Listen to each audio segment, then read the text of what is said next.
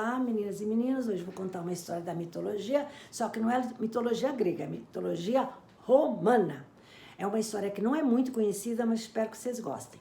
É de Vertuno e Pomona, tá? Dois deuses da mitologia romana.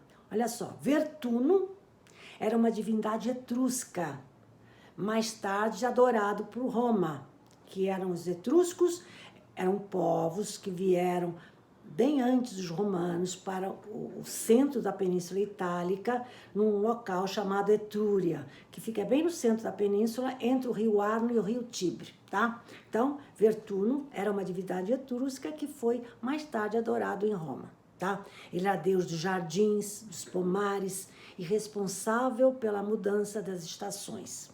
E Pomona? Pomona era uma deusa romana, não grega. A deusa da abundância, dos frutos. Muitas vezes até era confundida com Deméter, a deusa grega da agricultura, lembram? A Deméter que tinha uma filha chamada Perséfone, que foi raptada pelo deus Hades, o deus dos mortos, e ela ficou desesperada procurando a filha. Essa história eu já contei. Bom, então, Pomona era a deusa romana, tá? Deusa da abundância dos frutos, tá? Bom, tanto Vertuno e Pomona quanto outras histórias da mitologia grega foram representadas muitas vezes por grandes artistas renascentistas, tá? Entre os quais Rubens. Rubens, todo mundo sabe, era um pintor alemão do estilo barroco, nasceu em 1577 e vai morrer em 1640.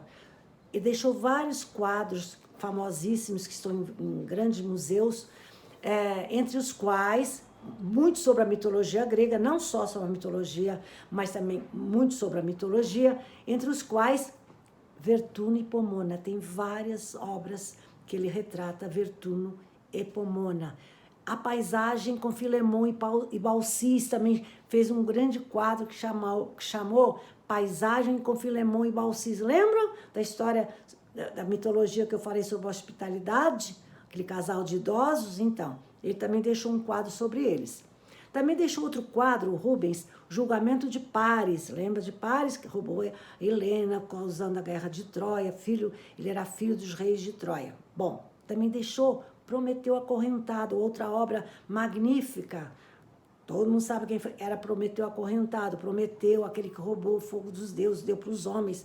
E aí ele foi castigado por Zeus, amarrado no Monte Cáucaso durante centenas de anos. Um abutre comia seu figo de dia e de noite recompunha. Então ele deixou vários quadros da mitologia. Peter Rubens, pintor alemão. Tá. E o estilo barroco, eu falei que ele era de estilo barroco. Por que estilo barroco? Jogos de luz e sombra, grandes contrastes, temas religiosos e profanos, exuberante e decorativo. Já falei bastante sobre o estilo barroco. Mas, voltando a Vertuno e Pomona, a história desses dois. Uma história de deuses romanos. A versão que eu vou contar, que é considerada a melhor versão, está numa obra de Ovídio. Quem era Ovídio? Grande poeta romano, que nasceu em 43 a.C. e vai morrer em 17 ou 18 depois de Cristo, com 59 anos. Reparem, Ovídio foi um grande poeta romano. Ele nasceu em 43 a.C. Um ano antes, 44 a.C., morria assassinado Júlio César. Eu já contei essa história sobre Júlio César, também releiam essa aula. Bom, Ovídio era de uma importante família, sendo admirado por toda a Roma antiga como um grande poeta, autor de grandes coleções de poesias, sendo que Metamorfoses é considerada sua obra máxima, sua obra magna, tá? Metamorfoses, vocês sabem que é uma palavra latina, que é formada de meta, quer dizer, além, mais morfo quer dizer forma, aspecto. Então, metamorfose, além da forma, transformação, etc. Bom, essa obra, onde eu vou contar essa história, onde está inserida essa história de Vertuno e Pomona, essa obra, que está em Metamorfose, é composta de 15 livros e poderia até ser chamada de enciclopédia da mitologia clássica.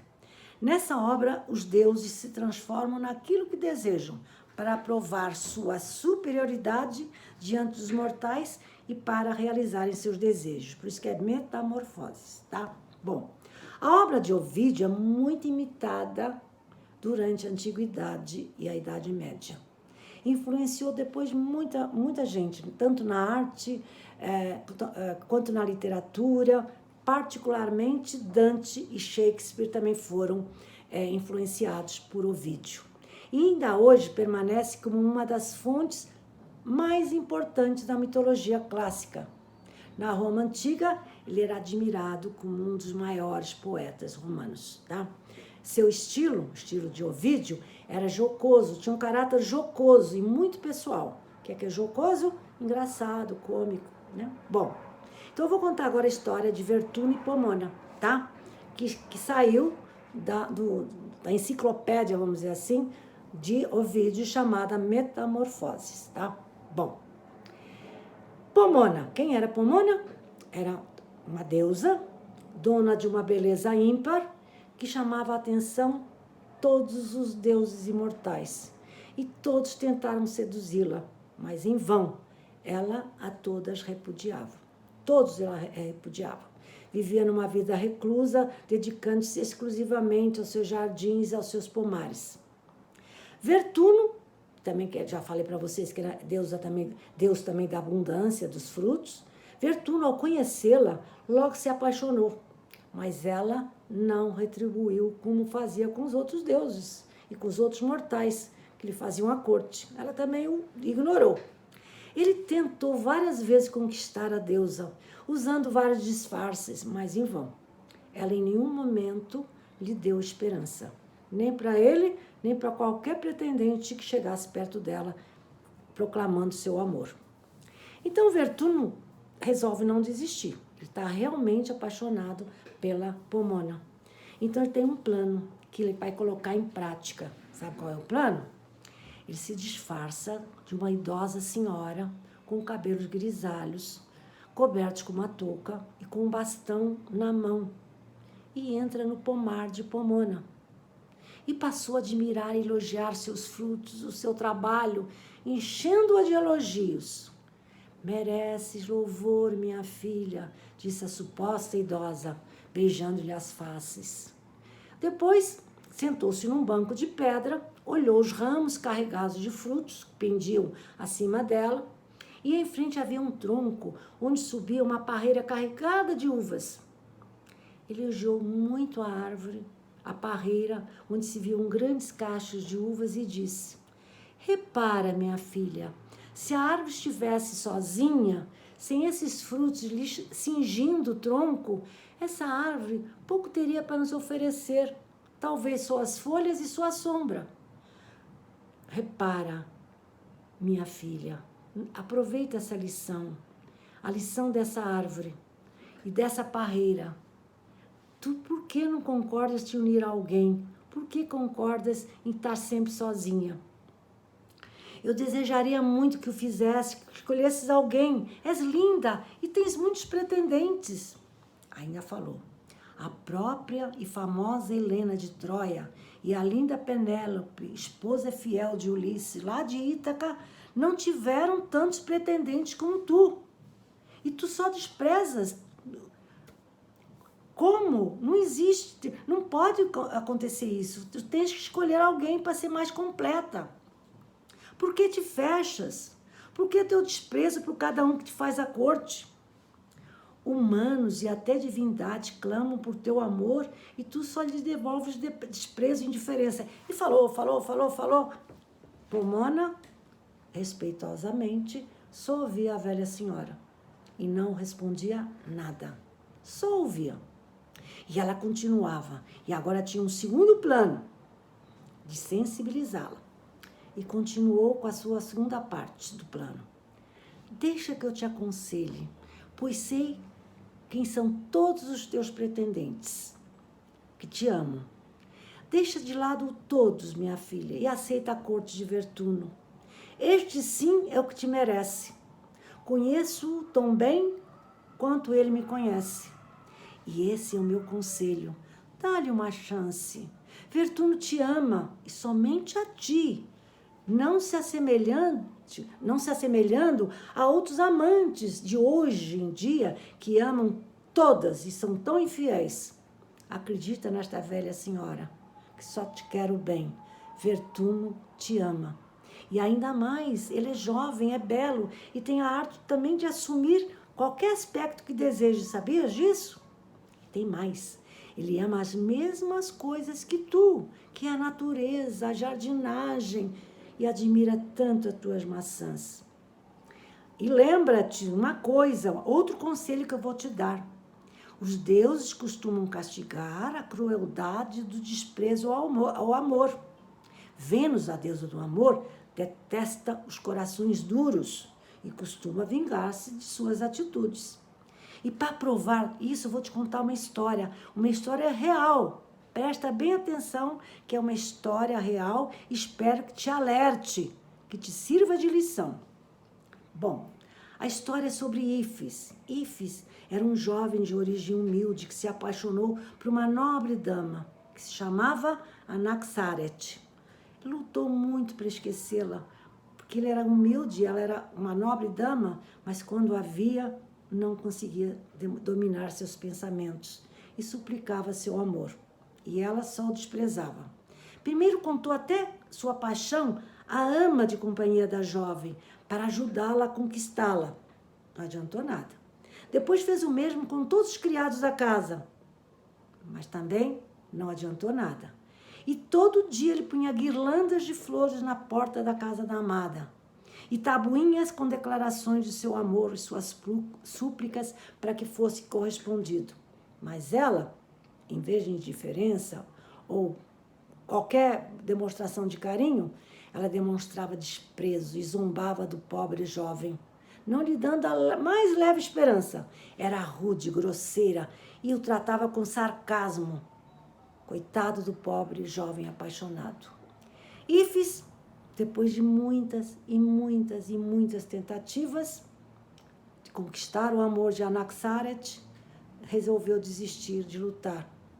E de pé diante da porta da amada, disse as suas últimas palavras: venceste, Anaxarete. A partir de hoje, não precisas mais suportar minhas importunações. Comemora teu triunfo, canta canções de alegria, cinge tua cabeça com coroas de louros, fica com teu coração de pedra. Venceste, vou morrer. E assim, em seguida, pálido e choroso, amarrou uma corda no portal, onde tantas vezes amarrara guirlandas de flores, e metendo a cabeça no laço da corda, disse antes de puxá-la: pelo menos esta guirlanda há de agradar-te, jovem cruel. E assim caiu enforcado. Os criados abriram a porta e já o encontraram morto, e choraram com exclamações de piedade, e levaram o corpo até sua mãe. A notícia correu para a cidade e resolveram fazer um funeral, atravessando toda a cidade para todos o venerarem, tá? Mas a história não acaba aqui. A divindade vingadora, os corações cruéis, já planejavam um castigo para Anaxarete, aquela que levou aquele jovem à morte.